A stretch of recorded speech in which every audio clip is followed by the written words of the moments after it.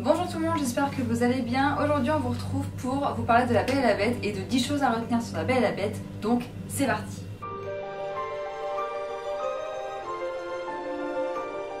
Alors premier point de cette vidéo, c'est au niveau de l'esthétique du film, à savoir que j'ai trouvé l'esthétique très réussie, très jolie.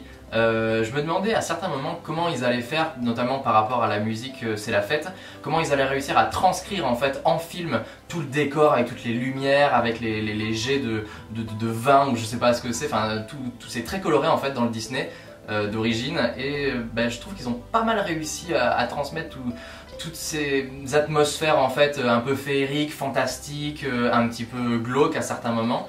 Non, je trouvais que les couleurs étaient vraiment pas mal rendues au niveau de la lumière aussi, c'était très joli à voir. Bon, ce n'est que joli, il n'y a pas beaucoup de profondeur, mais c'est beau. Oui, mais en même temps on parle d'esthétique, donc forcément c'est superficiel. Oui, c'est complètement superficiel, oui. Mais voilà, j'ai trouvé que c'était, enfin je sais pas pour toi, mais j'ai trouvé que c'était pas mal, ça envoyait un peu du lourd quand même. Ouais, c'était pas mal du tout. Après, il y a 2-3 petits points que moi j'ai pas apprécié par rapport au village. La maison de Belle qui est dans le village et pas à l'extérieur, mais bon, ça après c'est un point qu'ils ont voulu faire de leur côté, donc voilà. Alors deuxième catégorie, les personnages. Moi j'ai beaucoup aimé Gaston, je trouve qu'il collait parfaitement au personnage de Disney. Vraiment parfait, le fou aussi, ils étaient vraiment très bien. La Belle je l'ai trouvé légèrement ratée, mais on en parlera dans la catégorie effets spéciaux. Et puis Belle, pour moi, Belle était très réussie avec Emma Watson, mais pareil, je développerai ça plus tard. Sinon globalement, j'ai trouvé que tous les personnages collaient plutto bien au Disney. C'est vrai qu'ils ont en plus un casting assez important, on le voit principalement à la fin avec Emma Thompson, avec Ian McKellen. Voilà, merci, j'arrive pas à voir son nom. Ewan McGregor. Et puis le dernier, Stanley Tucci. Voilà, enfin c'était vraiment, bon ils ont des moyens, de toute façon c'est Disney, mais c'est vrai que ça fait toujours un petit plus de voir des acteurs connus et en général que les gens aiment bien dans un film. C'est vrai que c'est surprenant parce qu'en plus il me semblait que c'était pas forcément annoncé au casting en fait, enfin en tout cas j'avais pas lu donc... c'est surtout qu'on les voit 30 secondes quoi, en fait. Ouais voilà, c'est plutôt une belle surprise. Troisième point, c'est les chansons. Alors moi je connais les chansons par cœur pour le Disney forcément. Du coup je m'attendais vraiment à avoir les chansons telles que je les connais avec les mêmes paroles. Sauf qu'en fait ils ont changé, ils ont modifié des paroles, notamment la première chanson quand elle ouvre pour dire bonjour, hein. Et celle-là ils ont complètement changé les paroles, genre il n'y a aucune parole qui est pareille, pourtant le sens reste le même, donc je trouve ça un peu dommage d'avoir changé les paroles. Par contre il y a des chansons qui sont complètement identiques, comme C'est la fête par exemple, ils l'ont gardé complètement identique au niveau des paroles. Gaston aussi il me semble, et il y en avait une dernière qui était identique, c'était La Belle et la Bête. L'histoire éternelle, L'histoire éternelle, ouais. Par contre, grosse déception pour la chanson de la Bête quand Belle s'en va au village pour sauver son père qui doit se faire interner. Alors cette chanson, elle ne sert à rien, je trouve. C'est vraiment bizarre. Elle arrive à un moment où ça casse complètement le moment un peu crucial de l'histoire et dramatique de l'histoire. Donc j'ai trouvé que ça était vraiment de trop cette chanson. Par contre ils ont rajouté d'autres chansons avec Madame Samovar, avec Belle aussi quand elle se souvient de son enfance, qui pour le coup se sont bien intégrées. Ouais, quand la Bête était enfant et que du coup sa mère est décédée, etc. Donc là c'était bien intégré dans l'histoire, juste vraiment la chanson de la Bête, la dernière, je l'ai trouvée complètement ratée et limite hors sujet du film quoi. Alors au niveau de l'adaptation du dessin animé en film, j'ai trouvé que c'était pas trop mal, dans le sens où bien sûr c'est différent quand même, hein, ils ont rajouté un background, on va y revenir juste après, background des personnages. J'ai trouvé que il y avait des plans qui étaient entre guillemets copier-coller du dessin animé, mais c'est fait exprès. En même temps c'est différent et je crois que c'est le premier Disney qui colle vraiment beaucoup au Disney d'origine, contrairement à Cendrillon, contrairement à si le livre de la jungle il colle bien au ouais mais c'est... Il y a quand même ils prennent des chemins qui sont quand même différents du Disney d'origine. Là clairement on voit le Disney d'origine jusqu'à... Enfin on le ressent vraiment, enfin, c'est ce que j'ai trouvé. Après je pense que c'est une bonne adaptation pour moi, si on veut vraiment un film collé, calqué du dessin animé d'origine. Ça bien sûr si les gens n'aiment pas ça, de base allez pas voir le film quoi. D'ailleurs ça me fait rire les gens qui disaient ah mais c'est nul La Belle et la Bête, c'est un plagiat du dessin animé et tout, je pense qu'ils n'ont pas compris en fait le but du film quoi. Ah oui non, le but du film c'est clairement de refaire le dessin animé en film. Après il y en a qui vont dire c'est inutile. Oui et non, ça reste du divertissement en plus, bon c'est une pompe à fric mais ça reste quand même on voit quand même autre chose, même si c'est exactement la même histoire, parce que les mêmes plans, on le voit quand même différemment. Après, il y a des gens qui vont dire ouais, bah, ça colle trop, mais c'est les mêmes qui vont se plaindre en disant ah, mais c'est pas du tout la même histoire. Voilà, après, chacun se fait son opinion là-dessus. Alors, 5e chose à retenir, les costumes. Moi, j'ai trouvé vraiment, vraiment beaux les costumes. Alors, la robe de bal de Belle, forcément, voilà, je l'adore. J'ai adoré le côté super fluide de la robe, volant, léger, etc. J'ai juste regretté un petit peu le fait que ces manches tombent pas plus sur les épaules comme Belle a en fait et que ça fasse plutôt des manches un peu comme un t-shirt quoi. Donc c'est juste mon petit regret, mais sinon la robe était magnifique. Le costume de Gaston collait parfaitement au costume dans le dessin animé. Rouge m'a fait penser au costume du Capitaine Crochet aussi un petit peu si vous avez vu le film, voilà. Et le costume de la Bête aussi était pas mal. Après ils l'ont vraiment changé par contre le costume de la Bête il fait plus habillé que dans le Disney en fait. Il fait plus royal en fait. Ouais, même si ça reste une bête quoi, mais c'est tout ce que j'ai à dire. Moi j'ai juste adoré le costume de Belle. Il y a juste eu un faux raccord costume que j'ai remarqué au tout début. Quand Belle sort de chez elle, elle a la robe rattachée et à un moment elle se bat dans le village, sa robe est basse. Mais bon, à part ça, voilà, pour une fois que je remarque un faux raccord, je voulais le dire. Bon, on en vient au point des effets spéciaux. J'ai un gros souci avec les énormes entreprises comme Disney qui ont des centaines de millions de dollars pour le coup, ils peuvent se payer les meilleurs graphistes ou designers qui existent au monde et ils sont toujours pas foutus de nous faire des animaux, enfin du moins des poils, des mouvements de poils et des mouvements labiaux, je sais pas comment on dit. Facial. Ouais, des mouvements faciaux en fait, qui sont corrects. Les loups, ils sont vraiment laids, vraiment très laids. Je veux dire, ça pue l'effet spécial à planer. CGI. C'est la bête.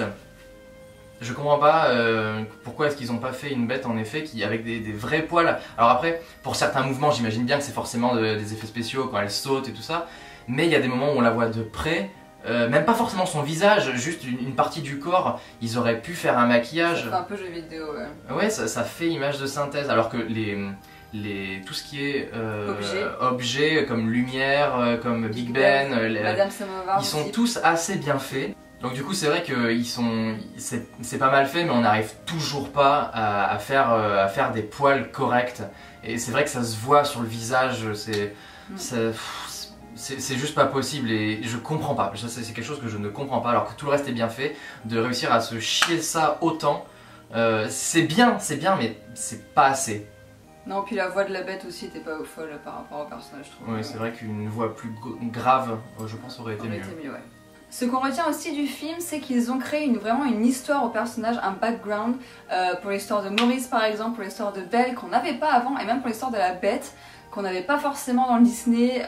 On savait que Belle n'avait pas sa mère, etc. Mais il me semble que dans le Disney, c'est pas du tout expliqué pourquoi elle n'a pas sa mère. Alors que là, on explique que voilà, on découvre en fait qu'elle a vécu à Paris, que sa mère est morte de la peste, que son père l'a emmenée pour la protéger et pas qu'elle tombe malade, etc. Et que c'est difficile pour lui d'en parler, et que le souvenir de sa mère les hante un peu tous les deux. Et la bête, pareil, qu'elle est devenue méchante à cause de son père, mais quand sa mère est décédée, etc. Donc ils ont aussi ça en commun, les deux personnages, le décès de leur mère. Et puis voilà, ça crée vraiment une profondeur des personnages qu'il n'y a pas forcément dans le Disney. C'était sympa aussi d'exploiter un petit peu ce côté-là du personnage. Et dans ce Disney également, ce que je retiens, c'est qu'il y a l'Enchanteresse qui est très présente, mais l'Enchanteresse s'appelle Agathe. Alors, à la base, c'est une mendiante. Ouais, alors Grégoire il s'est foutu de ma gueule parce que au début, Gaston il dit quoi, mais tu vas finir comment, une vieille fille pas mariée finit comme Agathe, la mendiante. Donc là il s'est foutu de ma gueule forcément. Sauf qu'en fait Agathe c'est l'Enchanteresse et qu'elle est un peu le fil rouge tout au long du film et qu'elle, au final, j'ai l'impression qu'elle guide un petit peu Belle vers la bête, qu'elle guide d'abord Maurice vers la bête en faisant s'écrouler l'arbre qui amène le chemin vers le château, d'où le fait que Belle va aller le chercher. Et même quand Maurice se fait enfin attacher dans la forêt par Gaston pour qu'il y meure, et ben c'est encore Agathe qui va le sauver.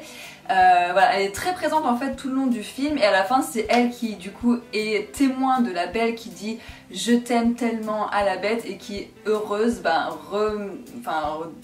donne renaissance à la Rose qui en fait rétablit tout le château comme avant la malédiction quoi. Donc voilà, la présence de l'Enchanteresse est très importante dans le film et bon voilà, j'ai mon prénom dans un film Disney donc même si c'est une Enchanteresse mendiante, je suis trop contente. Après, ce qu'il y a c'est que Dans le dessin animé de base, c'est la vieille qui est l'enchanteresse envoie un mauvais sort et après en gros elle les laisse se démerder, c'est-à-dire que si le prince ne trouve pas de cœur en fait à aimer et de se faire aimer en retour, il va rester une bête toute sa vie et bah, là c'est plus en mode elle aide un peu, elle pousse un peu le destin en fait à faire que ses âmes sœurs en fait se rencontrent. C'est un peu une personnification du destin histoire de te dire je fais en sorte que, parce que c'est une histoire d'amour. Le Disney est un peu plus glauque, il a un peu plus bah, c'est un coup de chance en fait hein, qu'ils se soient rencontrés dans le Disney. Autre point, Emma Watson elle a été quelque peu critiquée en fait sur sa performance pour La Belle et la Bête. Moi dans la bande annonce en fait c'est vrai qu'il y a des moments où je me disais son jeu est un peu juste. Et au final pas du tout, enfin dans le dessin animé, non. Dans le film, moi j'ai trouvé vraiment bien, j'ai trouvé bonne actrice pour le coup. Ouais, c'était pas mal. On l'a pas vu en version anglaise donc difficile à dire pour ça, la version française en tout cas était très bien pour le film. Donc peut-être que quand on le verra en VO, on verra qu'il y a des petits moments où sa voix paraît pas forcément bien dans le jeu, etc. Sa voix chantée, il paraît qu'elle est incroyable, moi je l'ai entendue vite fait sur YouTube, voilà, c'est vrai qu'elle chante incroyablement bien, donc cette fille a tous les talents, voilà, on l'aime bien en la détestant.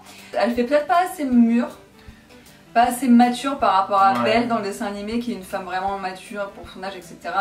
Mais le problème c'est qu'Emma a un visage forcément très juvénile pour son âge, donc peut-être qu'il y a ce côté-là qui a dérangé. Et dernier point, c'est l'homosexualité présente dans ce Disney. Vous me connaissez, vous avez sûrement beaucoup d'entre vous ont dû voir les 3 vidéos que j'ai faites sur l'univers Disney et les grands classiques. On vous les met en barre d'infos. Je ne pouvais absolument pas faire cette vidéo sans en parler. C'est du coup les couples plus ou moins, parce qu'il y a plusieurs personnes. C'est tout simplement le fou qui est clairement amoureux de Gaston et c'est le premier Disney, mais film et animé confondus, où on voit clairement une attirance homosexuelle entre deux personnes. Voilà, c'est suggéré par des manières, par des mouvements dans les dessins animés principalement, mais là c'est suggéré presque par des paroles, c'est pas le cas mais c'est pas loin.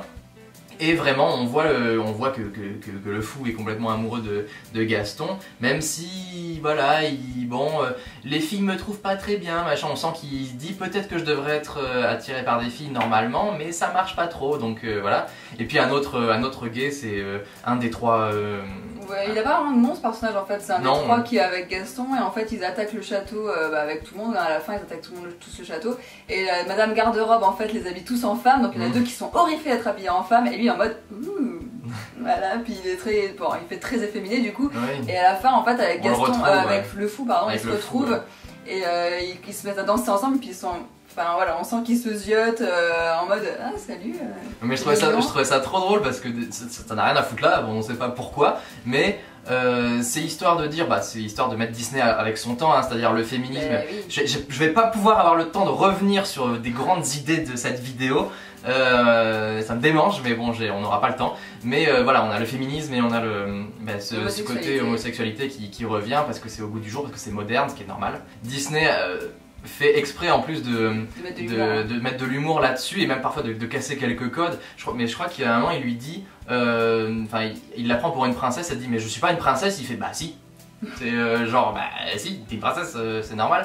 Et donc il y a des moments comme ça où elle se dit mais enfin il y a des décalages qui se font et puis l'ultime moment le plus drôle du film, c'est quand même Emma Watson qui se prend une boule de neige commasse dans la tronche, comme ça, c'est juste en mode... Mais ça y est dans le Disney, sauf qu'en fait dans le Disney, pendant qu'il fait son énorme boule de neige, elle lui lance dans la tronche et du coup ça lui retombe dessus sur la bête, sauf que là, il n'a pas eu le temps de lancer, il lui a pas lancé un like. Là il les balance en pleine poire et du coup elle se le prend, mais c'est juste, c'est un peu le coup de gueule de Disney en disant bon, il y en a ras le cul des princesses gnangnan, machin, tout ça, enfin... Voilà, on passe une étape, ça y est, on a marre, maintenant on est beaucoup plus sérieux et on se prend un peu... Sérieux en même temps décalé quoi. Voilà, oui c'est ça, c'est un sérieux décalé. Et d'ailleurs si vous n'avez pas suivi les vidéos de Grégoire et que vous voulez en apprendre plus sur les Disney justement, ce que Disney véhiculait à l'époque, les valeurs qu'il véhiculait dans les années 30, au tout début avec Blanche-Neige, etc. Si vous êtes intéressé par ça ou des secrets de Disney, etc., je vous invite à aller dans la barre d'infos parce qu'on va mettre toutes les vidéos en fait que Grégoire a faites. Comme ça vous pourrez du coup vous renseigner si jamais vous ne l'avez pas vu et que ça vous intéresse. Voilà pour nos 10 petits points à retenir du film. Si jamais vous en avez d'autres que vous avez envie d'évoquer, n'hésitez pas à le faire en commentaire, on sera ravis de discuter avec vous à ce sujet-là, parce qu'on va pas pouvoir tout évoquer forcément dans cette vidéo. On peut pas tout dire. Voilà, on peut pas tout dire. Et puis je vais vous inviter à liker cette vidéo, à la partager et à vous abonner à cette chaîne. J'espère que vous avez suivi les vlogs à l'île Maurice et à Madagascar également et qu'ils vous ont plu, on a adoré d'ailleurs. Petite nouvelle dans une de nos vidéos vlogs, n'est-ce pas? N'hésitez pas à aller la voir. Et puis voilà, nous on vous dit à bientôt dans une prochaine vidéo. Ciao, Ciao.